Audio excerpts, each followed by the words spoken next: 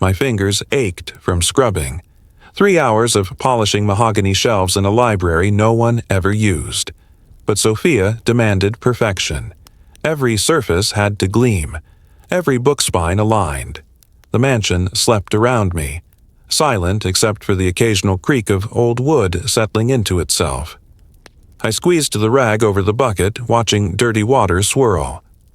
Brown mixed with gray like my life. 2 years in this house, and I was still invisible. Mr. Fontanelli walked past me every morning without a glance, as if I were furniture. Just another Brazilian maid cleaning up after wealthy men who played dangerous games. The window caught my attention. Movement in the garage below, barely visible through the glass. I set down my supplies and moved closer, pressing my forehead against the cool pane. A figure crouched beside the black Maserati, low to the ground, deliberate movements. Not a guard. Guards walked upright, confident in their territory. This person moved like they were hiding something. My heart kicked against my ribs. I grabbed the flashlight Sophia kept in the supply closet and headed for the stairs. My sneakers made no sound on the marble steps. 2 years of learning how to be silent, how to disappear when the men had their meetings. The garage smelled like expensive leather and motor oil. I clicked on the flashlight, sweeping the beam across the space. The Maserati sat pristine and empty. No figure, no evidence anyone had been there at all. I circled the car anyway, searching. Nothing seemed disturbed. The concrete floor showed no fresh marks, no tools left behind. Maybe I'd imagined it. Too many double shifts. Too many nights sending money home to Mama while she fought cancer half a world away. But something felt wrong. The kind of wrong that lived in your bones. The kind veterinarians learn to trust when an animal couldn't tell you where it hurt. I climbed back upstairs. Pulse still elevated. Checked the time. 3:47 in the morning. Another hour before the day shift arrived, before the mansion woke and demanded its breakfast. Sleep would be impossible now. Morning arrived with Sophia's sharp voice cutting through the kitchen. The silver needs repolishing. Did anyone check the wine cellar inventory? Where's breakfast? I moved mechanically, brewing coffee the way Mr. Fontanelli liked it. Dark roast, no sugar, served at precisely 7:30 when he descended from his private wing. 2 years had taught me his patterns. He was a creature of routine, predictable in ways that probably kept him alive in his world. The other staff bustled around me, Maria setting the table, Carlos bringing in fresh flowers, everyone performing their choreographed roles. I was so tired my hands trembled as I arranged the coffee service on the tray. 7:28. I carried it to the breakfast room, set it on the sideboard, checked the temperature one last time. Footsteps on the stairs. Heavy. Measured. Mr. Fontanelli appeared, immaculate in a charcoal suit that probably cost more than I made in 6 months. Dark hair, perfectly styled, that scar above his right eyebrow catching the light. 38 years old, and he commanded space like a king surveying his kingdom. His eyes passed over me without recognition. I might as well have been wallpaper. He poured his own coffee, checking his phone with his free hand. Then his phone rang. He answered in Italian, his voice low and controlled. I understood enough to catch fragments. My grandmother had taught me some phrases back when I still believed I'd use my veterinary degree for something other than treating neglected guard dogs. Brunelli territory today.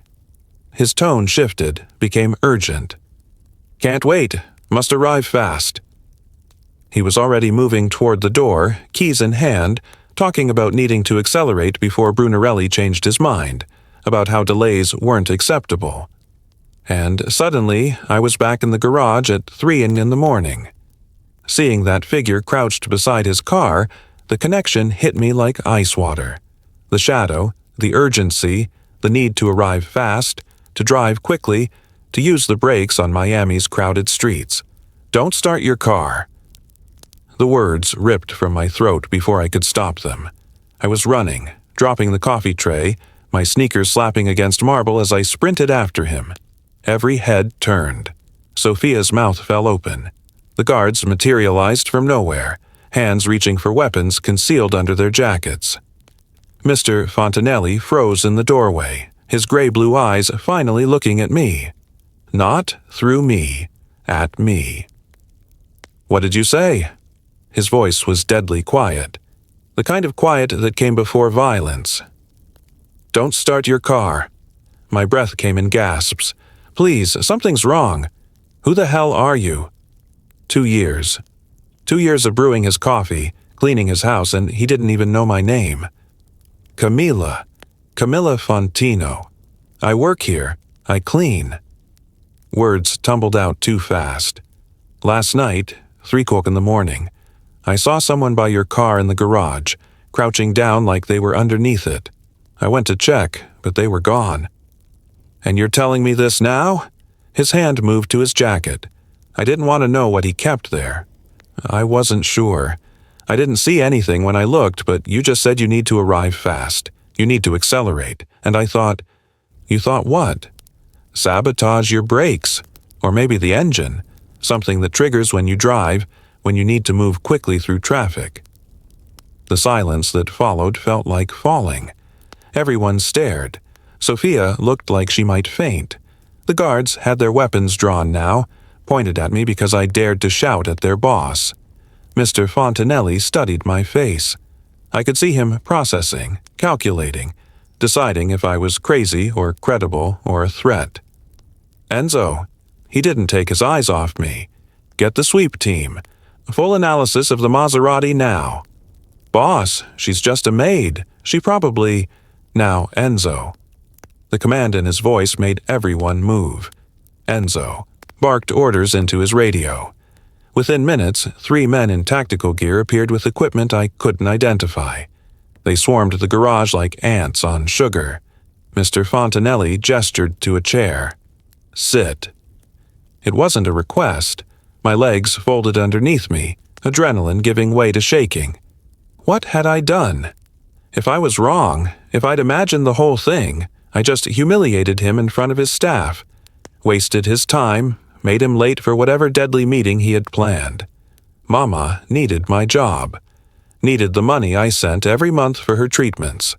I couldn't afford to be fired, couldn't afford to be wrong. "What's your full name?" he asked. "Camilla Fontino." "How long have you worked here?" 2 years. "And I've never seen you before." Not a question. "You see through me every day, Mr. Fontanelli. I'm invisible. That's how you like your staff." Something flickered in his expression. Not quite shame, but close. Before he could respond, Enzo burst back into the room, his scarred face pale. "Boss, she's right. There's a device under the chassis. Sophisticated work. Pressure activated. The second you hit the brakes..." He didn't finish. Didn't need to. Mr. Fontanelli's jaw tightened. His eyes found mine again. But this time they held something different. Not dismissal, recognition. "You just saved my life, Camilla Fontino." And I realized with terrible certainty that my invisible life had just ended. For better or worse, Matteo Fontanelli finally saw me. His office smelled like leather and old books, expensive things carefully maintained. I sat in a chair that probably cost more than my entire apartment's furniture combined, hands folded in my lap to stop them from shaking. The mansion had transformed into a fortress. Guards everywhere, weapons no longer concealed. Men in tactical gear swarmed through hallways I'd cleaned 1,000 times, speaking into radios with clipped urgency. The bomb squad had cordoned off the garage like a crime scene. Because it was a crime scene. Someone had tried to kill Matteo Fontanelli, and I'd accidentally stopped them. He stood by the window, back to me, phone pressed to his ear, speaking Italian too rapidly for me to follow. His shoulders were tense beneath that perfect suit, jaw tight when he finally turned around. "Why were you awake at 3:00 in the morning?" Direct, no preamble. Those gray-blue eyes pinned me to the chair. "I work double shifts. Night cleaning pays extra. I send money home to Brazil every month. 4. My mother. She has cancer. Stage 3. The treatments." I swallowed. They're expensive. Something flickered across his face. Not quite sympathy. Calculation. Maybe processing information. Filing it away. Why didn't you report what you saw immediately? I checked the garage. There was nothing there. No evidence. I thought maybe I'd imagined it. Too many late nights, not enough sleep. I met his stare. Would you have believed me if I'd woken you at 4 a.m, with a story about shadows? His mouth twitched, almost a smile. Probably not. I didn't have proof, just a feeling, and feelings don't mean much when you're... I gestured at myself, at my rumpled uniform, at everything I represented in his world. When you're nobody. No, you're not nobody. He moved to his desk, pressed a button on the intercom. Enzo, I need a complete background check. Camilla Fontino. Everything. Employment history, education, family, finances. I want it in an hour. My stomach dropped. What? Why? Because someone just tried to kill me using a sophisticated device that requires planning and access. Because you're the only person who saw anything. Because I need to know who you are. I'm not involved. I swear I would never... I know. He cut me off. If you were involved, you wouldn't have warned me. You'd have let me drive away and collected whatever payment Brunarelli offered. But I don't take chances with my life or my organization. So I verify. Understand. I nodded, throat tight. Of course he'd investigate. Of course he couldn't just trust the random maid who'd screamed at him in front of his entire staff. The intercom buzzed. Enzo's voice rough and urgent. Boss, message from Brunarelli. He's claiming credit. Matteo's expression went cold. The kind of cold that made me understand exactly how dangerous he was, how carefully controlled his civility had been until now. Send it to my phone. He looked at the screen, jaw working. Then he handed it to me. The message was in Italian, but short enough for me to parse. Did you like my gift, Fontanelli? Next time, I won't be so elegant. The war you wanted starts now. I set the phone down carefully. Who is Brunarelli? Someone who's about to learn what happens when you make this personal. The way he said it sent ice down my spine. I'd lived in this house for 2 years, cleaned bloodstains out of carpets I wasn't supposed to notice, heard screams from rooms I was never allowed to enter. But I'd never seen Matteo Fontanelli angry before. Not really. Now I understood why everyone feared him.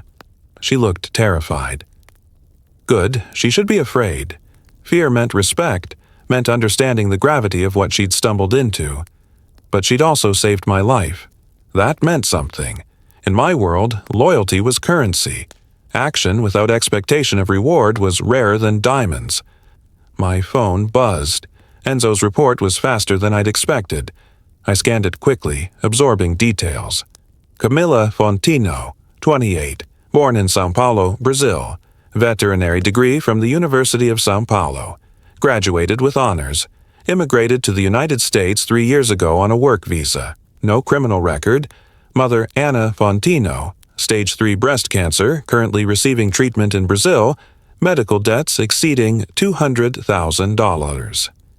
I kept reading. She'd worked at the mansion for exactly 2 years and 3 months. Before that, 3 different cleaning jobs, never staying anywhere longer than 6 months. Sent 80% of every paycheck home to Brazil. No savings, no assets, no life beyond work and survival. Sundays, volunteer work at a community center in Little Havana. Teaching English, helping with paperwork, translating for immigrants who couldn't navigate the system alone. A veterinarian working as a maid. A daughter sacrificing everything for her mother. A woman who gave her free time to help strangers. And I'd walked past her every morning for 2 years without seeing her. Your mother, I said, setting down the phone. How long has she been sick? Camilla's eyes widened. You already have my life story. I told you, I verify everything. Answer the question. 3 years. That's why I came here. Better jobs, better money. I thought I could pay for her treatment. Maybe even bring her here eventually. Her voice cracked. But it's never enough. The bills keep coming. I made a decision, quick, instinctive, the kind that usually served me well. Your salary is doubled as of today, and I'm adding a comprehensive medical benefits package. It includes coverage for family members abroad. Your mother qualifies. She stared at me like I'd spoken a foreign language. What? You saved my life. That's worth more than money. But money is what you need, so that's what you get.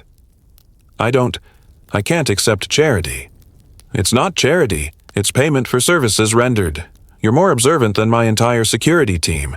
That has value. Tears filled her green eyes. She blinked them back furiously, pride warring with relief on her face. Thank you. I nodded, uncomfortable with her gratitude. Generosity wasn't natural to me. In my world, everything was transactional. But this felt different. She'd acted out of pure instinct, moral courage that couldn't be bought. That made her dangerous. Not to me, to Brunarelli. You can't go home, I said. Not until we determine if Brunarelli knows who you are. If he had an accomplice who saw you in the garage, you're a target. Fear replaced gratitude. For how long? However long it takes to secure the situation. You'll stay here. Guest wing, not the staff quarters. Enzo will assign personal security. My apartment, my things. We'll retrieve them. Make a list of what you need. Documents, medications, whatever. My men will escort you there tomorrow to collect everything essential. She opened her mouth to argue, then closed it. Smart woman. She understood the reality faster than most. What happens now? She asked quietly. Now? I moved to the window, looked out at the grounds where my men patrolled with automatic weapons. Now, I end this war before it begins. Brunarelli made a mistake. He showed his hand too early and he failed. That weakness will cost him everything. I didn't tell her the rest, that she'd become a piece on the board whether she wanted to or not, that by saving me, she'd painted a target on her own back, that I would protect her because she was mine now. My responsibility, my asset, my problem to solve, and I always solved my problems. 3 days of living in luxury felt like wearing someone else's skin. The guest wing had marble floors, a bathroom bigger than my entire apartment, and sheets that cost more than my monthly salary. I couldn't sleep in that bed without thinking about Mama in her hospital room in Sao Paulo, tubes running into her arms while I bathed in unearned comfort. Enzo knocked at 7 in the morning. Boss wants you ready in 20 minutes. We're getting your things from the apartment. I dressed quickly, pulling on jeans and a sweater Sophia had lent me. My own clothes were still at the apartment along with everything else that made up my small life. Photos of Mama, my veterinary textbooks, the cross grandmother gave me before she died. The convoy was excessive. 3 black SUVs, 8 armed men. Enzo driving the lead vehicle with me in the back seat. Matteo sat beside me, silent and focused, checking his phone with that perpetual frown. This seems like a lot for picking up some clothes, I said. He didn't look up. Brunarelli knows I didn't die. He'll be looking for weak points to exploit. You're a weak point. Thanks for that. It's not an insult, it's a fact. He finally met my eyes. You saved my life. That makes you visible. Visibility in my world is dangerous. We drove through neighborhoods I knew well. Little Havana with its bright murals and cafes. The streets where I'd walked home after late shifts, counting tips and calculating how much I could send to Brazil. My apartment building appeared ahead, shabby and familiar. Enzo's radio crackled. A voice urgent and clipped. He answered in rapid Italian, his face going hard. Matteo swore softly. We have a problem. What kind of problem? The kind where someone in my organization has been feeding information to Brunarelli. His jaw clenched. They know where you live. They know we're coming. Before I could process that, Enzo was shouting orders. The convoy screeched to a halt half a block from my building. Men poured out of vehicles, weapons drawn, moving with practiced precision toward positions I couldn't identify. Stay in the car, Matteo commanded. Lock the doors. Don't open them for anyone except Enzo or me. Then he was gone, moving with his men toward my building. I pressed against the window, heart hammering. This couldn't be happening. This was my quiet neighborhood, my boring life, my anonymous existence. Gunfire shattered that delusion. The sound was deafening. Muzzle flashes from my apartment building windows, from the rooftop, from positions I couldn't track. Mateo's men returned fire, using vehicles as cover. I saw Enzo drop and roll behind a concrete barrier, heard him shouting coordinates into his radio. Then the grenade, a flash of light, a sound that felt like God punching the earth. The entire third floor of my building exploded outward. My apartment, my things, everything I owned that wasn't on my body right now, gone in fire and smoke and shattered glass raining down like deadly snow. I couldn't breathe, couldn't think, could only watch as Mateo's men advanced through the chaos, executing a choreographed violence I didn't have words for. It was over in 7 minutes. 7 minutes that felt like hours. 7 minutes that left 4 bodies on the street. All of them Brunarelli's men. None of Mateo's. Enzo pulled open my door. "We're leaving now." I stumbled out on shaking legs. Mateo appeared, blood on his hands, but none of it his. He grabbed my arm, not roughly, but with urgency that brooked no argument. "Can you walk?" I nodded, mute, then walked fast. Back at the mansion, I sat in the guest wing bathroom and vomited. Everything I'd eaten that morning came up, along with terror I couldn't name. Sophia appeared with water and wet towels, her weathered face sympathetic but unsurprised. First time seeing the real world. Yes, that wasn't the real world. That was hell. For men like Mateo, they're the same thing. She pressed the cool towel to my forehead. "You should rest." "I can't. I need to." "What?" There was nothing left to do. My apartment was rubble. My possessions were ash.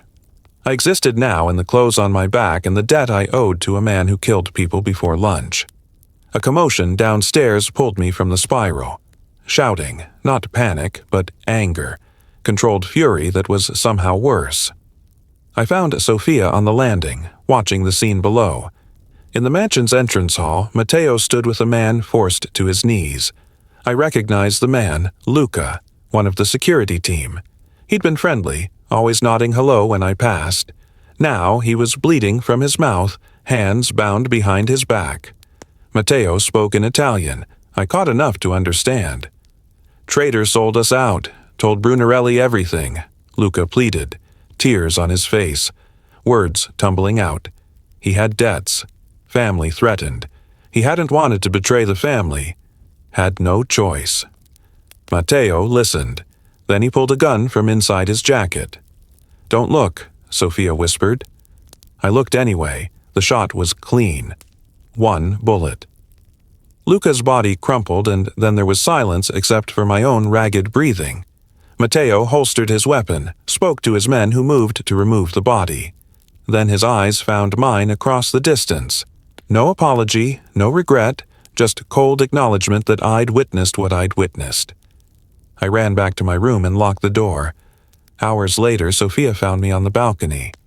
I'd stopped shaking, but the image wouldn't leave. Luca's face, the moment before, the moment after. "He was family," Sophia said quietly, standing beside me. Luca, his mother and Mateo's mother were cousins. Mateo knew him his entire life. Then how could he? Because betrayal of blood is the worst sin in our world. Worse than stealing. Worse than murder. Luca gave our enemies access to this house, to Mateo's life. To you, he knew the rules, knew the consequences. There has to be another way. Prison, exile, something that doesn't end in execution? Sophia's expression was sad. In Mateo's world, mercy is death. Show weakness and others will exploit it. Spare 1 traitor and 10 more appear. It's brutal, but it keeps the rest alive. I wanted to argue, wanted to believe she was wrong, but I'd seen the aftermath of my apartment. Brunarelli had sent men to kill me, to use me as leverage against Mateo. In that world, what was mercy worth? The next days blurred together. I stayed mostly in my rooms, venturing out only for meals I couldn't eat. The mansion felt like a beautiful prison. Every window a reminder that outside was a war I'd accidentally joined until I heard the whimpering. One of Mateo's German shepherds limping badly in the courtyard. I watched from the window as guards walked past without noticing. The dog, massive and scarred, dragged his left rear leg with every step. My veterinary instincts kicked in before my brain caught up. I was moving, heading downstairs into the courtyard where morning sun turned everything gold. The dog saw me coming and tensed. Attack trained, probably, but also in pain. I slowed, reading his body language. Approached from the side, not head-on. Spoke in Portuguese, the language of my grandmother who'd taught me how to talk to animals. "Easy, boy. Easy. I just want to help." It took 15 minutes of patient work, but eventually he let me touch him. My hands found the problem immediately. Hip dysplasia, advanced and untreated. He'd been compensating for months, maybe years. The joint was inflamed, probably agonizing with every movement. I was so focused, I didn't hear Mateo approach until he spoke. "You're good with him?" I looked up. He stood 10 feet away, watching with those calculating eyes. "He's in pain. Has been for a long time. The dysplasia in his hip is severe." I continued my examination, feeling the dog relax under practiced hands. Whoever's been treating him missed the diagnosis. They probably thought it was just arthritis. "You can tell that by touching him?" "I can tell that because I spent 4 years learning exactly this." The words came out sharper than intended. "I'm a veterinarian, Mr. Fontanelli. A real one with a degree in everything. Not just a maid who got lucky spotting shadows." Something shifted in his expression. Not surprise. He'd already read my file, but appreciation maybe. Recognition. "Can you help him?" "I can create a treatment plan. Anti-inflammatories, specific exercises, possibly supplements. He'll never be pain-free, but we can make him comfortable." I stroked the dog's head. "What's his name?" "Dante. Dante deserves better than suffering in silence." Mateo moved closer, crouched beside us. Dante's tail wagged once, recognizing his master. "Show me what he needs." We spent the next hour in the courtyard, me demonstrating gentle stretches, explaining the physiology, describing modifications to his diet and exercise routine. Mateo listened with absolute focus, asking questions that proved he wasn't just humoring me. When we finished, Dante was resting comfortably in the shade, medication already administered from the mansion's extensive medical supplies. "You miss it," Mateo said. "Not a question. Every day. I thought I was giving it up temporarily, just until Mama was well. But temporary became permanent. And now I clean houses instead of saving lives. Because you love your mother. Because I'm all she has. My father left when I was 12. No siblings, no extended family with money. Just me and her." I met his stare. "So yes, I gave up my career, but I didn't give up who I am." He was quiet for a long moment. When he finally spoke, his voice was different. Lower, more human. "3 days ago, you saw me kill a man. I saw you execute someone who betrayed you, and you think I'm a monster. I think you're a man who believes violence is the only language that matters, but I don't think you're right." His eyes narrowed. "Explain." "Luca betrayed you because he was afraid.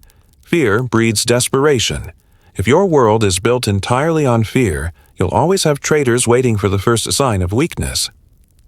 But if you built something else..." I trailed off, recognizing the futility. "Built what?" "Hope? Compassion." His laugh was bitter.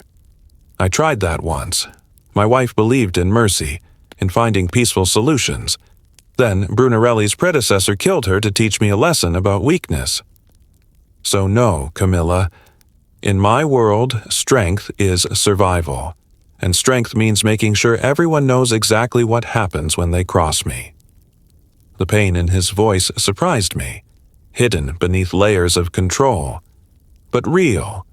He wasn't just a monster. He was a man who'd been taught that monsters were the only ones who survived.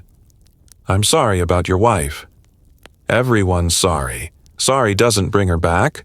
Power does. Fear does. Strength keeps the people I care about alive." "And who do you care about?" The question slipped out. When was the last time you let yourself care about anything that wasn't strategy or survival? He stood abruptly. For a moment, I thought I'd gone too far, that he'd dismiss me, or worse. Instead, he looked at me with something that might have been loneliness. "That's a dangerous question, Camilla Fontanilli." Then he walked away, leaving me with Dante and the terrible understanding that Matteo Fontanelli wasn't just my protector or my employer. He was a man drowning in the same isolation I knew too well, and neither of us knew how to reach the surface. Sophia held up the dress like it might bite. Navy blue silk, simple cut, probably cost more than I used to make in 3 months. "It will fit you. Matteo wants you ready in an hour." "Ready for what?" "A meeting with the other families." Her expression was grim. "You're his witness now, his proof that Brunarelli tried to kill him." My hands trembled as I zipped the dress. It fit perfectly, hugging curves I usually hid under baggy uniforms. I looked like someone else in the mirror, someone who belonged in Matteo's world of power and violence disguised as elegance. I didn't recognize her. The estate where the meeting took place made Matteo's mansion look modest. Marble columns, fountains with actual gold leaf, gardens lit by thousands of tiny lights. Men in expensive suits stood in clusters, speaking languages I couldn't place. Their women wore diamonds that could fund a small hospital. I felt like a fraud in borrowed silk. Matteo's hand found the small of my back as we entered. "Stay close. Don't speak unless someone addresses you directly. If anyone asks about the bomb, tell the truth. Nothing more, nothing less."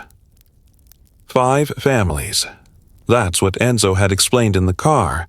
5 organizations that controlled different territories in Miami and beyond, meeting on neutral ground to discuss the attempted assassination of one of their own. The dining room was obscene in its luxury. Crystal chandeliers, china that looked like it belonged in a museum, servers moving with choreographed precision.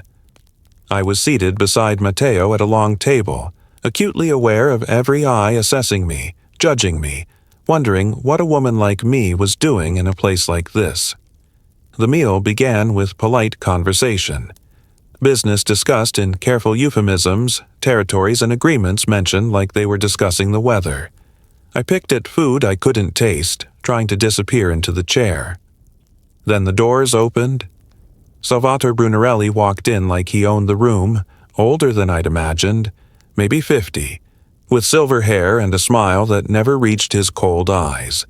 He was escorted by men from the Versani family. Guests by arrangement I didn't understand. The temperature dropped 10 degrees. Matteo's hand found mine under the table. Squeezed once, a warning. Stay calm. Stay quiet. Brunarelli took a seat directly across from us. His gaze swept over me, lingering with deliberate assessment. Then he smiled. "Matteo, I heard you had a close call recently. How fortunate that you survived." His English was perfect, accent making every word sound cultured. "And who is this lovely creature? Surely not the maid who saved your life?" Silence fell. Everyone watching, waiting. "Her name is not your concern," Matteo said quietly. "Oh, but it is my concern. When someone interferes with my business, I make it my business to know everything about them." Brunarelli leaned forward.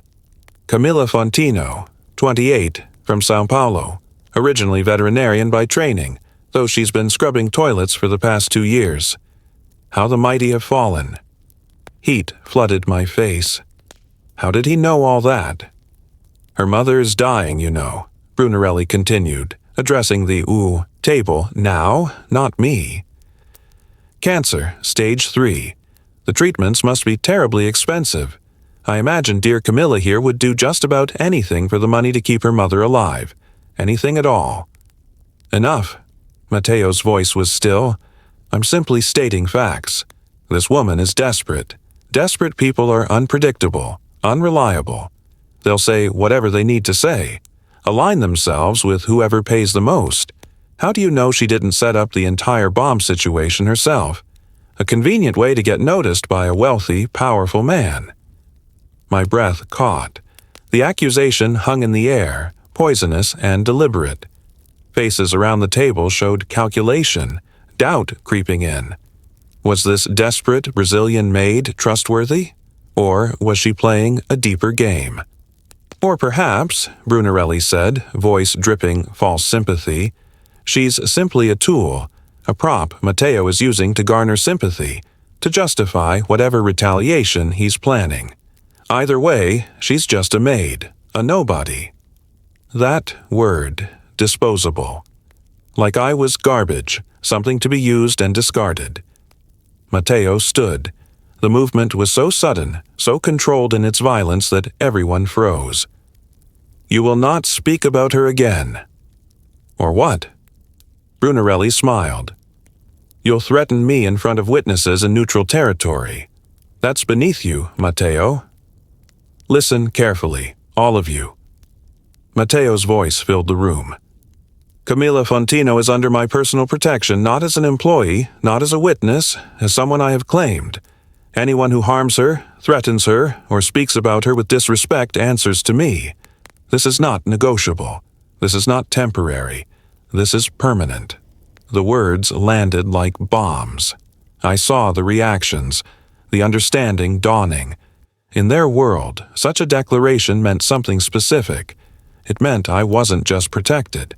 I was his part of his territory, his assets, his world in a way that changed everything. Brunarelli's smile widened. How fascinating. You've made this personal, Matteo. That's always a mistake. The mistake was yours, Matteo said. Trying to kill me, failing, and now insulting. What's mine? What's mine? The possessiveness should have angered me. Instead, it felt like armor. We left before dessert, Matteo's hand on my back, guiding me through rooms that blurred together. I couldn't stop shaking, humiliation and anger warring in my chest. In the car, silence stretched between us. Enzo drove, eyes carefully on the road. I'm sorry, Matteo's voice was low. I underestimated him. I thought bringing you would solidify my position, prove the assassination attempt was real. I didn't think he'd destroy me in front of everyone. My voice broke. Make me sound like a desperate who'd do anything for money. You're not, and anyone with a brain knows that, do they? Or do they think exactly what he suggested, that I'm using you or you're using me, and either way, I'm nothing but a tool. He reached for my face, fingers hovering near my cheek. For a heartbeat, I thought he'd touch me. Then he pulled back, jaw tight. You deserve better than this. Better than my world, my enemies, my wars. You should be saving animals in Brazil, living a normal life where men like Brunarelli don't even know you exist. But they do know I exist now. Because of you. Because of me, he agreed. The pain in his voice surprised me. I've painted a target on you that won't disappear even if you leave. You're marked now. By your association with me, by the choice you made to warn me. There's no going back to invisible. The truth of it settled like lead in my stomach. He was right. I could never go back to being nobody. The forgettable maid, no one noticed. I'd saved Matteo Fontanelli's life, and that action had consequences I was only beginning to understand. When we reached the mansion, I went straight to my room, stripped off the borrowed dress, threw it in a corner and stood under a shower hot enough to scald, trying to wash away the humiliation. I was toweling my hair when my phone rang. Mama's number. My voice cracked. Camilla Minhilia. She was crying, happy crying. The doctor called. I'm being transferred to Miami to a hospital called Blackwell. They said there's an experimental treatment that might save my life. They said everything is paid for. Everything is arranged. How is this possible? My hand tightened on the phone. What? They said a benefactor made arrangements. They wouldn't tell me who. But Camila, this is a miracle. I'm coming to you. I get to see you and maybe I get to live. I ended the call in a daze, walked to Mateo's office without thinking, without planning. He was there, of course, at his desk, studying reports with that intense focus. I didn't knock. You had no right. The words came out strangled. You had no right to make that decision without asking me. He looked up, unsurprised. I had every right. That's my mother, my life. You don't get to just arrange things without my permission. I don't ask permission to protect what's mine, Camilla. The words stopped me cold. What's mine again? That claiming I'm not yours, aren't you? He stood, moved around the desk. You're living in my house under my protection, targeted by my enemies because you saved my life. You're mine, whether you want to be or not. That doesn't give you the right to... It gives me every right. His voice was sharp. Your mother was dying in Brazil while you worked yourself to exhaustion trying to save her with money you'd never have enough of. I have the resources. I have the connections. I can give her a chance she wouldn't have otherwise. So I did. I'd do it again. Fury and something else tangled in my chest. You're arrogant. You're controlling. You think money solves everything. Money solves most things, but that's not why I did it. He was close now, close enough that I could see the intensity in those gray-blue eyes. I did it because I watched you sacrifice everything for her. Because you deserve to have someone fight for you the way you fight for everyone else. Because every time I see you exhausted from double shifts, sending money to Brazil instead of keeping it for yourself, I want to fix it. So I did. My breath caught. Why? Why do you care?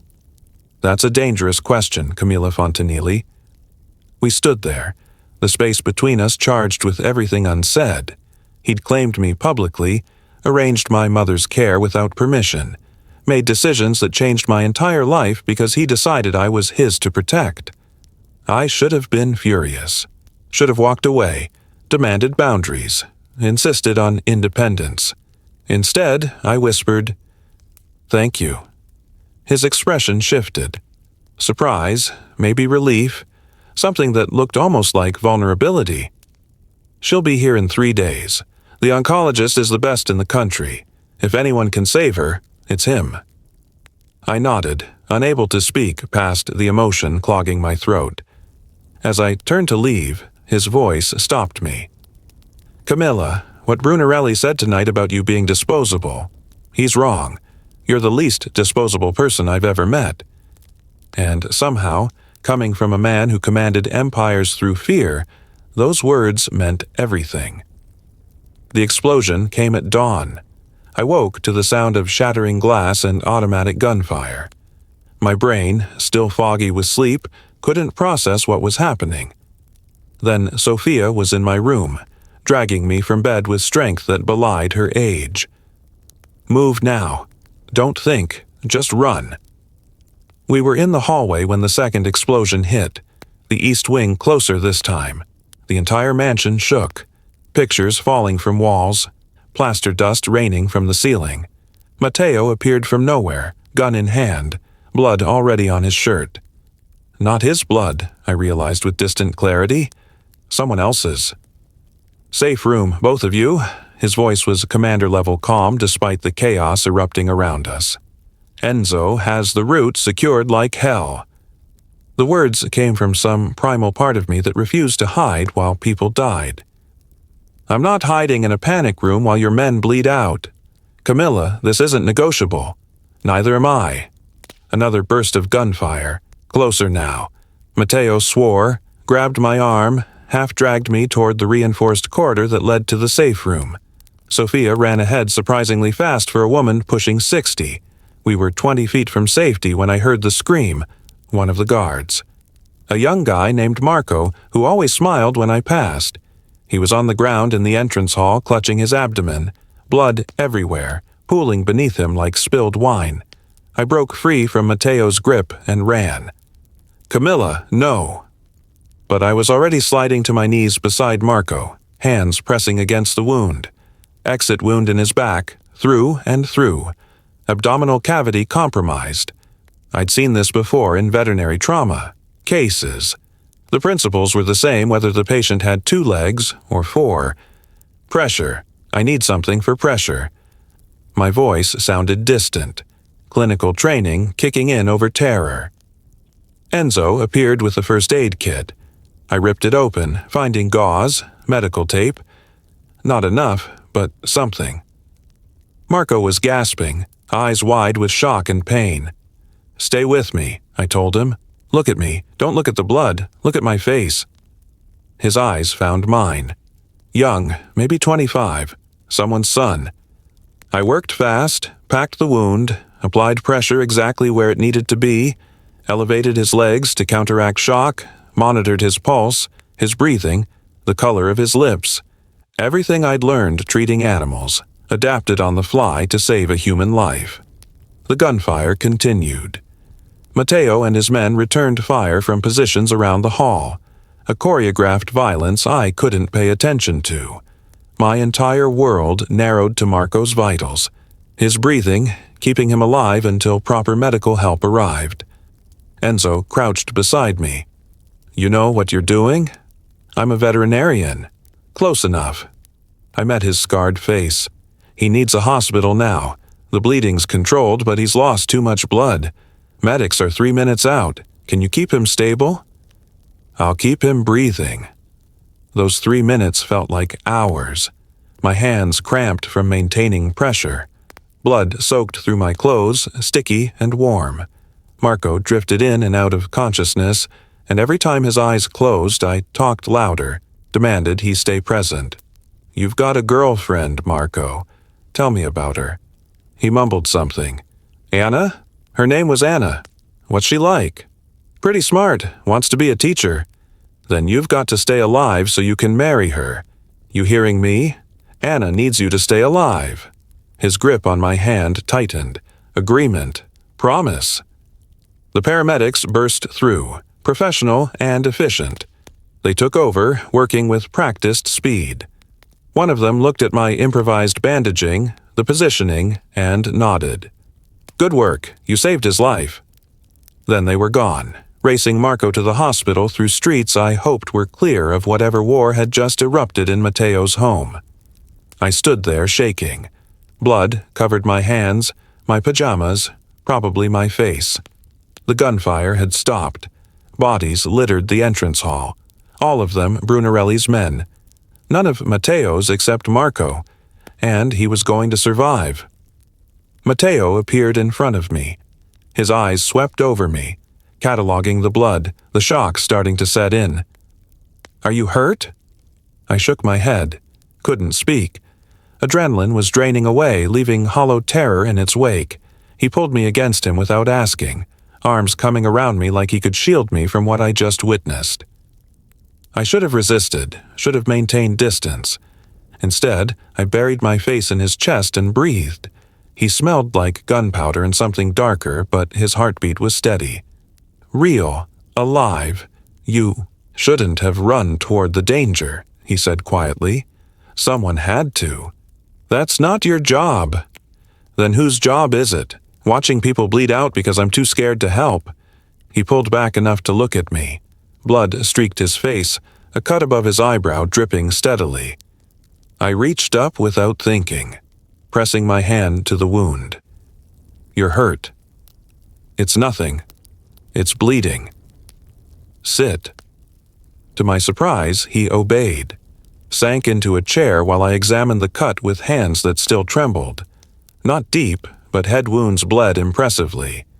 I used gauze from a scattered first aid kit, cleaned it, applied pressure. His eyes never left my face. "Where did you learn that?" he asked. The trauma response. "That wasn't just veterinary school. My grandmother, she was a nurse in Sao Paulo during bad years. taught me field medicine when I was 12, said everyone should know how to keep someone alive when proper doctors weren't available. The memory brought unexpected tears. She'd be horrified I was using it in a mansion, not a village. She'd be proud. You were fearless. I was terrified. Courage isn't the absence of fear, it's acting despite it. His hand covered mine where I still pressed the gauze. You could have hidden in the safe room. Should have, but you ran toward the screaming instead. Habit. Veterinarians don't get to wait for permission in emergencies. An animal is dying. You move, you act. You don't think about danger or consequences. You just do what needs to be done. Something shifted in his expression. Understanding. Maybe recognition of a kindred drive. That's what I saw in you from the beginning. That instinct to act when everyone else freezes. It's rare, dangerous, and completely remarkable. The next hours blurred. Police arrived but didn't enter. A peculiar dance I didn't understand. Cleanup crews materialized from nowhere, efficient and silent.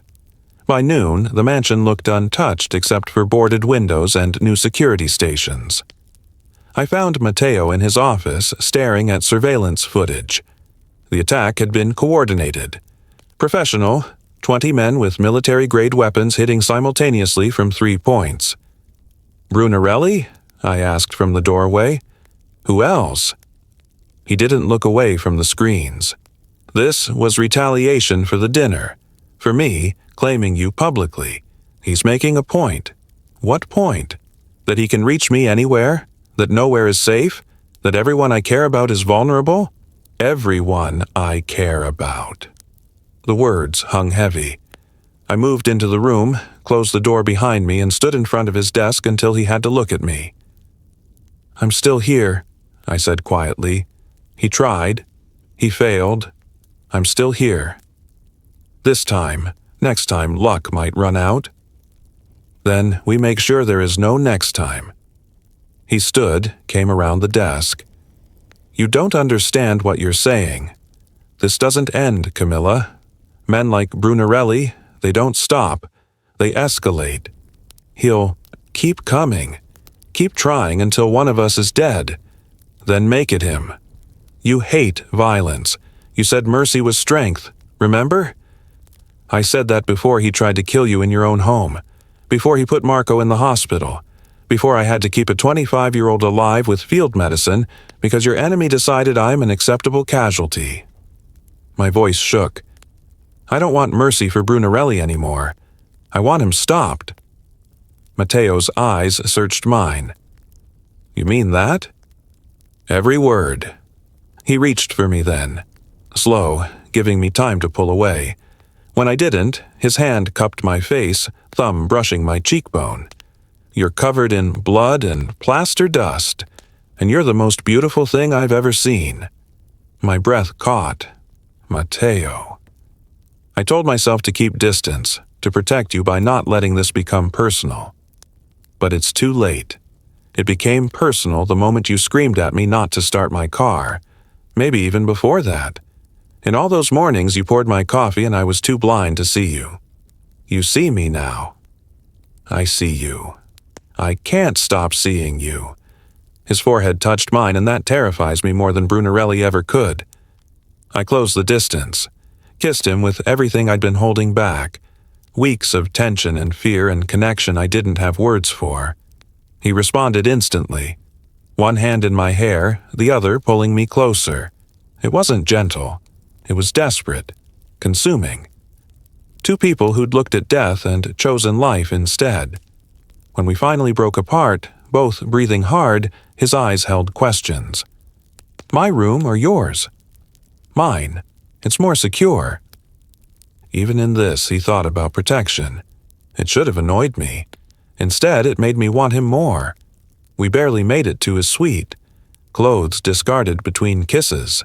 Hands mapping territory that had existed only in stolen glances before. He was careful despite the urgency, checking that I wanted this, wanted him, wanted all the complications that came with crossing this line.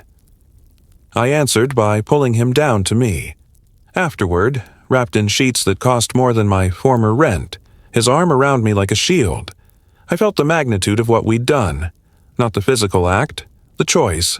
I'd chosen him, his world, his wars, all of it. "No going back now," he murmured against my hair. "Did you want to go back?" "No. But I wanted you to have the option." I turned to face him. "I saved your life because it was right. I'm staying because I want to. Those are separate choices, are they?" His finger traced patterns on my shoulder. "You're here because of that morning in the garage. Everything stems from that moment. Maybe. Or maybe I was always going to end up here and the bomb was just the catalyst." I pressed my palm against his chest, feeling his heartbeat. "Do you believe in fate?" "I believe in cause and effect, action and consequence." He caught my hand, brought it to his lips. "But if fate brought you into my life, then fate has better timing than I. Credited." Outside, guards patrolled, enemies plotted, wars waited to be fought. But in that moment, wrapped in each other, we allowed ourselves to believe in something other than survival. We allowed ourselves to believe in us. The morning after changed everything. I woke in Mateo's bed, sheets tangled around us, sunlight streaming through bulletproof windows. For a moment, it felt normal. Then I remembered where I was, who he was, what we'd become. Sophia's expression when I appeared for breakfast told me the entire household knew. Not judgment exactly, but calculation. The maid was sleeping with the boss. Power dynamics had shifted in ways I couldn't fully comprehend yet. Mateo didn't hide it. His hand on my back as we walked through the house, casual possession that made his men avert their eyes respectfully. I'd gone from invisible to untouchable overnight. It should have felt like victory. Instead, it felt like a target. 3 days into our new reality, Enzo burst into the study where Mateo was teaching me how his security systems worked. His scarred face was pale, jaw tight. "Boss, package arrived. You need to see this." The video played on Mateo's laptop. I wished I hadn't watched. A man tied to a chair, face swollen from beatings. Brunarelli's voice off camera, calm and conversational, asking questions about Mateo's operations, his roots, his weaknesses. The man, one of Mateo's low-level informants, refused to answer. What followed made me turn away, bile rising in my throat. When the video ended, Brunarelli appeared on camera, smiled. "Your turn, Fontanelli, port territory, all of it, or this becomes everyone you care about. You have 72 hours, then the war becomes total." Mateo closed the laptop with controlled violence. "Get me Enzo, Victor, and Paolo. War room now." I followed him. He didn't stop me. The war room was exactly what it sounded like. Maps of Miami spread across a massive table, red pins marking Brunarelli's known locations, blue pins for Fontanelli territory. The port area was contested ground, dozens of pins in both colors. 6 men stood around the table, all hardened by years in Mateo's organization. They looked at me with confusion when I entered, then at Mateo for clarification. "She stays," was all he said. Enzo laid out the plan. 3 simultaneous strikes on Brunarelli's warehouses near the port. Heavy force, overwhelming violence. Send a message so brutal no one would question Fontanelli power again. "Estimated casualties?" Mateo asked. 30 to 40 hostiles, maybe more. "Civilian risk?" Enzo hesitated. "The South Warehouse backs onto worker housing. If we go in heavy like we need to, collateral damage is probable." Collateral damage. People, families, dock workers who had nothing to do with this war except the misfortune of living near it. "Acceptable," Mateo said, and I saw the moment he became the man who'd executed Luca. Cold, calculating, willing to sacrifice. Anything for victory. The meeting continued. Tactical details, timing, contingencies. I stayed silent, watching, learning a language I'd never wanted to speak. When they finally left, I turned to Matteo. You can't do this. I can. I will. Those workers, the families in that housing, they're not part of this. They're in the way. War doesn't care about innocence, Camilla. But you should.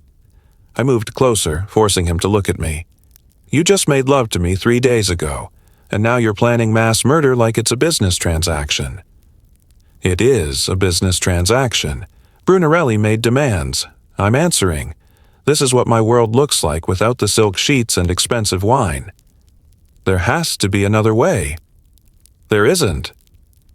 But his voice held doubt, small but present. I thought about Little Havana, the community center where I'd spent Sundays teaching English, helping immigrants navigate systems designed to exclude them.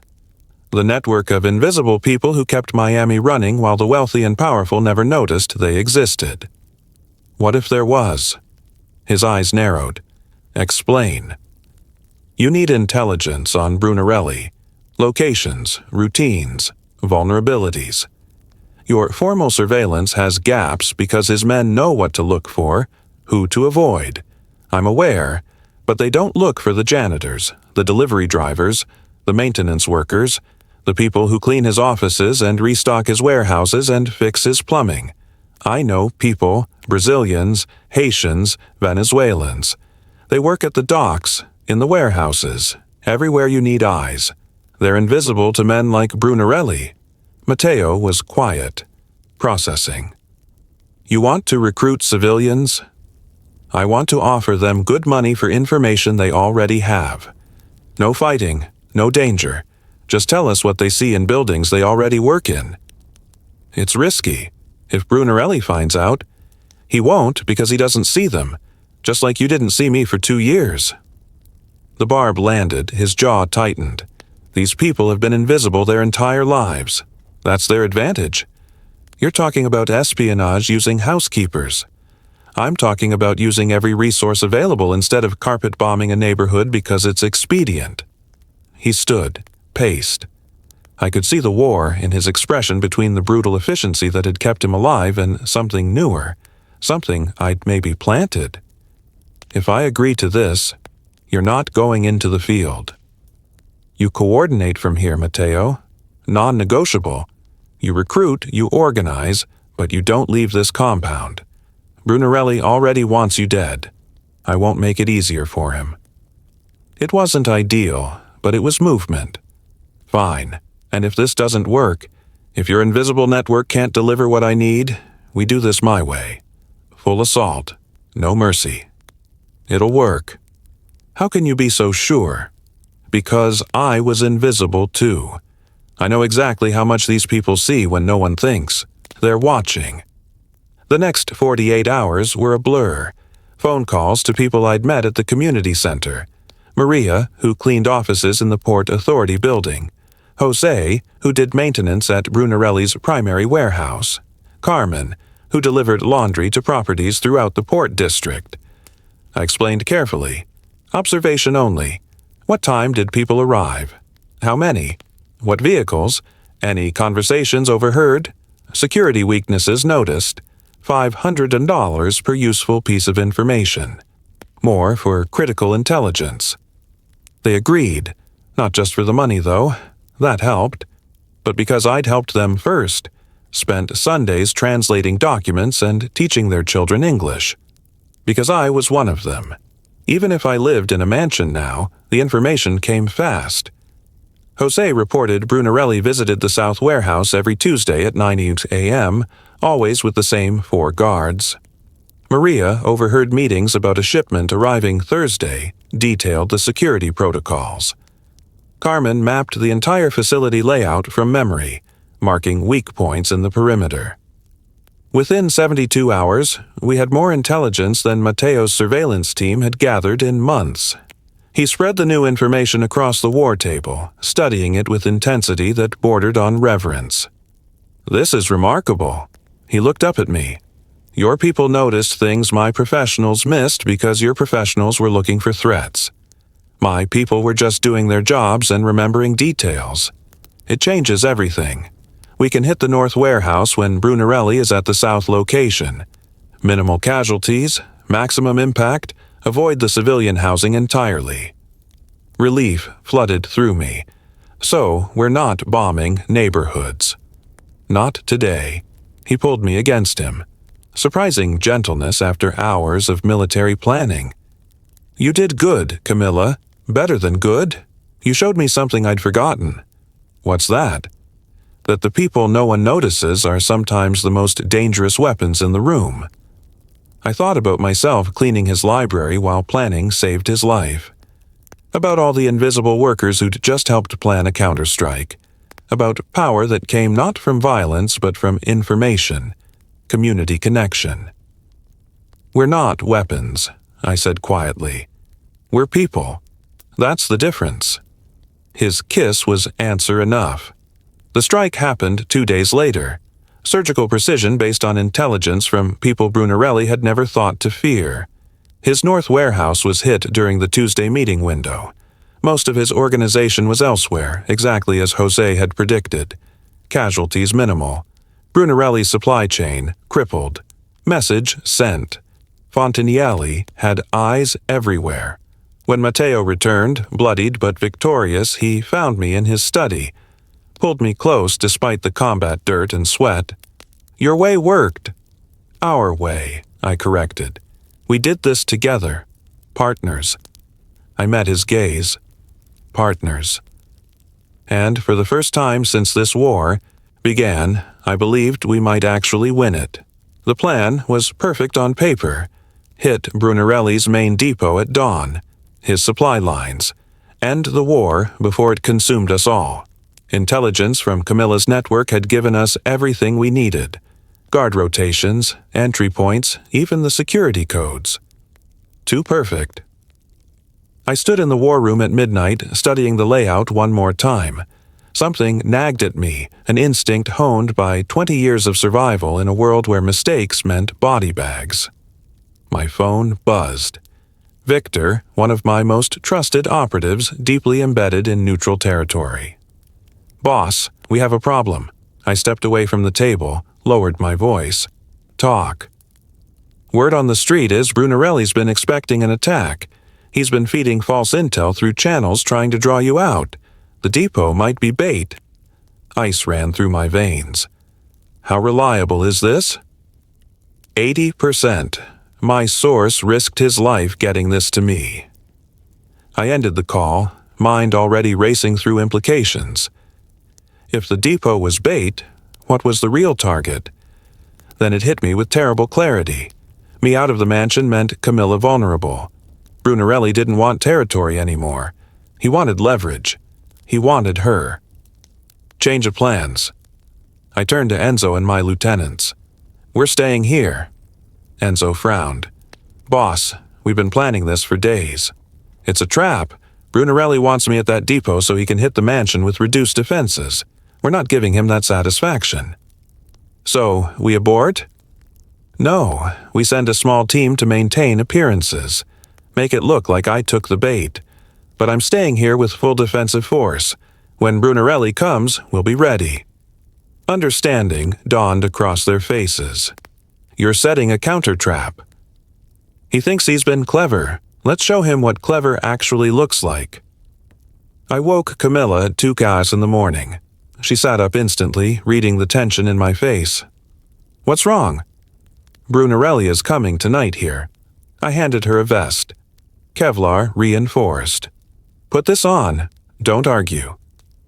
To her credit, she didn't. Just pulled the vest over her nightshirt and stood. What do you need me to do? Stay in the reinforced corridor. Sophia knows the protocols. If shooting starts, you follow her orders exactly. Matteo, please. I cupped her face, memorizing features I'd grown to need more than air. I can't fight if I'm worried about you. Let me protect you this time. She nodded, but I saw the fear in her green eyes. Not for herself, for me. Come back to me, she whispered. Always. The attack came at 3:47 a.m. 20 vehicles, maybe 60 men, hitting from 3 sides simultaneously. Brunarelli had committed everything to this assault, believing I'd left the mansion vulnerable. He was wrong. We were waiting. Defensive positions fortified, every entry point covered, guards at triple strength. When his men breached the outer walls, they walked into a kill box. Gunfire erupted, controlled, precise, devastating. My men were trained for exactly this scenario. We'd wargamed mansion defense 100 times. Brunarelli's force was good, but ours was better in fighting on home ground. Still, numbers mattered. They pushed hard, using overwhelming firepower to advance through the grounds. Explosions rocked the east wing. Glass shattered. Alarms screamed. I coordinated from the central position. Radio in one ear, gun in my hand. Enzo commanded the north perimeter. Victor the south. We were holding, but barely. Then I saw him. Brunarelli himself advancing through the garden with his personal guard. The old bastard had come to finish this personally. "He's mine," I told Enzo. "Hold the perimeter." I moved through corridors I'd walked 1,000 times. Every corner familiar, my home, my territory, my advantage. Brunarelli was making for the residential wing, looking for Camilla, just as I'd predicted, but he'd have to go through me first. We met in the entrance hall where this had all started, where Camilla had screamed at me not to start my car. Fitting, somehow. "Matteo," he smiled, weapon raised. "I knew you'd stay. You've gone soft, protecting that little maid like she actually matters." "She matters more than you'll ever understand," he fired. I dove behind the marble column, returned fire. Combat wasn't elegant at close range. It was violent, desperate. Whoever made fewer mistakes survived. His guard went down first. 2 shots, center mass. Then it was just Brunarelli and me circling in a hall decorated with blood and spent casings. "You can't win this," he said. "Even if you kill me, my organization will come for her, for everyone you care about. Your organization will be too busy saving themselves." The FBI has been very interested in our recent intelligence sharing. His expression flickered. Doubt, fear. I'd already made the call 2 days ago. Offered federal prosecutors everything we had on Brunarelli's operations in exchange for immunity on specific charges. They jumped at it. Brunarelli just didn't know yet that his entire empire was about to collapse. We traded fire. My shoulder burned where a bullet grazed it. His leg buckled where I'd hit him. Old men playing violent games. Too stubborn to admit we should have died years ago. Then I heard Camilla scream. Everything stopped. My heart, my breath, every thought except getting to her. Brunarelli smiled through blood-stained teeth. "Sounds like my men found her after all." I ran, left Brunarelli bleeding in the entrance hall, ran toward her voice, found her in the north corridor, one of Brunarelli's men dragging her by the arm, gun to her head. "Stay back, Fontanelli, or I paint the walls with her brain." Camilla wasn't crying, wasn't begging. Her eyes met mine, and I saw calculation. She was planning something. Then she moved, a sharp elbow to the man's ribs, exactly where Sophia had taught her during those self-defense lessons I'd insisted on. His grip loosened just enough. She twisted, dropped her weight, used his own momentum against him.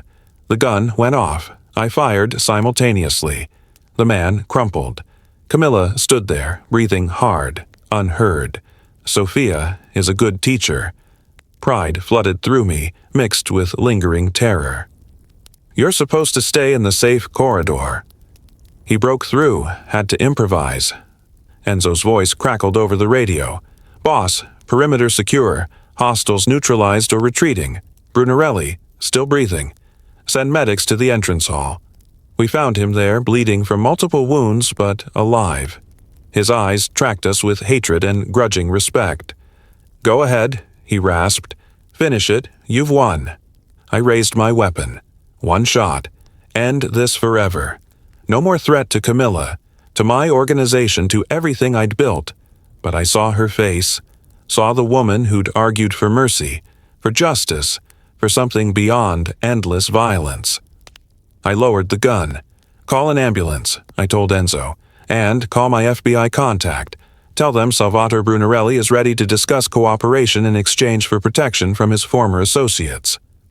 Shock registered on Brunarelli's face. "You're letting me live. I'm letting the justice system handle you. You'll testify against every member of the 'Ndrangheta in Florida. You'll spend whatever years you have left in witness protection, cut off from everything you built." "That's worse than a bullet."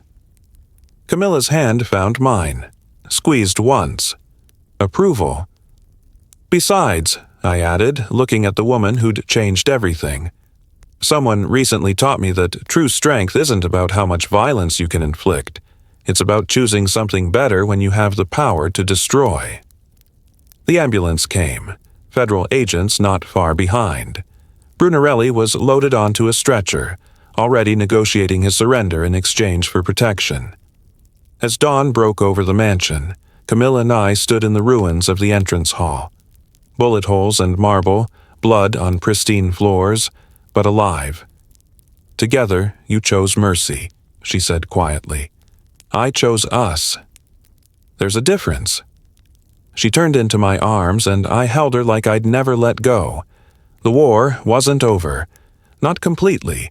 There would be trials, testimony, reorganization, but the worst was past. We'd survived more than that. We'd won without losing ourselves in the process. That was worth more than any territory, any empire, any amount of blood spilled in the name of power. That was everything. 3 months felt like a lifetime and a heartbeat all at once. The mansion had been rebuilt, stronger than before. Brunarelli's testimony had dismantled the 'Ndrangheta's Florida operations, earning Matteo cautious respect from other families and a tentative peace he hadn't known in years. The port territory was finally definitively his, but none of that mattered as much as the woman walking through airport arrivals, frail but alive. I ran to her, years of distance, collapsing in an embrace that smelled like home and hospital antiseptic. Mama held me tight, tears streaming down her weathered face. "Mafia, let me look at you." She pulled back, studying me with eyes that had always seen too much. "You're different, stronger, and in love, I think." Heat flooded my cheeks. "Mama, I don't lie to your mother." "I know that look.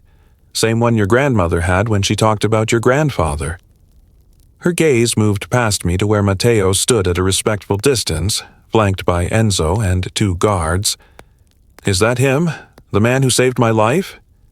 "He saved both our lives multiple times." I took her hand. "Come meet him." Matteo looked nervous, an expression I'd never seen on him before. This man who commanded empires through force of will was anxious about meeting a 62-year-old woman with cancer. "Mrs. Fontino, it's an honor." He extended his hand formally. Mama ignored it, studying his face with the intensity of someone reading souls. "You love my daughter." Not a question. Matteo didn't flinch. "More than I have words for." "Good, because if you hurt her, cancer or not, I will find a way to make you regret it." A smile broke across his face, genuine and warm. "I believe you would." "Now I'm told there's a mansion with a guest suite that has my name on it, and I'm exhausted from the flight. Camilla, help your old mother to the car." Dinner that night was surreal. Mama at one end of the table, Matteo at the other. Me caught between my 2 worlds, trying to reconcile. Sophia had prepared Brazilian dishes, a gesture that made Mama cry grateful tears. "Tell me how you met," Mama said over the main course. "The real story, not whatever sanitized version Camilla gave me on the phone." I looked at Matteo. He looked at me. Then we told her everything. The shadow in the garage, the bomb, the war that followed. She listened without interrupting, face growing more serious with each revelation. When we finished, she was quiet for a long moment. Then she reached across the table, took both our hands. "My daughter has always had the instinct to run toward suffering instead of away from it. When she was 8, she found a dog hit by a car. Everyone told her to leave it, that it was dying anyway. She sat with that dog for 6 hours until a veterinarian came. The dog lived. Mama squeezed my hand. She chose you not because you're powerful or wealthy, Matteo. She chose you because she saw something worth saving. Don't prove her wrong. I won't, he promised, and I believed him. The next days fell into a routine that felt almost normal. Mama's treatment continued at Blackwell. Her response exceeded doctors' expectations. I spent mornings with her, afternoons helping Matteo with legitimate business operations, evenings in his arms, planning a future that felt increasingly possible. But something was missing, a restlessness I couldn't name, growing with each passing day. Matteo noticed, of course. He noticed everything about me now. Talk to me. We were in his study, late evening, city lights spreading below us like fallen stars. Something's bothering you. I don't know how to explain it. I set down the financial report I'd been pretending to read. Everything is perfect. Mama's getting better. We're together. The war is over, but I feel empty. He moved from behind his desk, sat beside me on the leather couch. Empty? How? Like I'm just existing. I'm not the maid anymore, but I'm not anything else either. I'm just Matteo Fontanelli's girlfriend who lives in his mansion and waits for him to come home from running his empire. The words tumbled out. I love you, but I need to be more than someone you love. I need purpose, something that's mine. Understanding dawned in his eyes. What do you want? I don't know. That's the problem. Then let me ask differently. He took my hands, turned me to face him fully. If you could build anything, do anything, what would it be? Forget my world, my limitations. Just you, Camila. What does your dream look like? The answer came immediately, like it had been waiting for permission to exist. A veterinary clinic in Little Havana or Liberty City. Somewhere people can't afford the expensive clinics where animals suffer because their owners have to choose between medicine and rent. The vision crystallized as I spoke. Free or sliding scale, staffed by people from the community. A real practice where I could use my degree, help animals, employ people who need work, build something that actually matters. Then, we'll build it. I blinked. Just like that? Just like that. You want a clinic, we'll open a clinic. You want 10 clinics, we'll open 10. He cupped my face. You think I didn't notice how you light up when you're treating Dante? How you come alive with purpose? I've been waiting for you to figure out what you needed. Now you have. Matteo. Veterinary clinics don't exactly fit the profile of your business interests. No, they're better. Legitimate, useful. Exactly the kind of operation I need to balance the darker parts of my portfolio. His thumb brushed my cheekbone. And they're yours. Completely yours. I provide the capital and protection. You build the dream. Deal. Tears blurred my vision. Deal. 2 months later, I stood in front of a renovated building in Little Havana, ribbon in hand, surrounded by people from the community I'd spent years serving.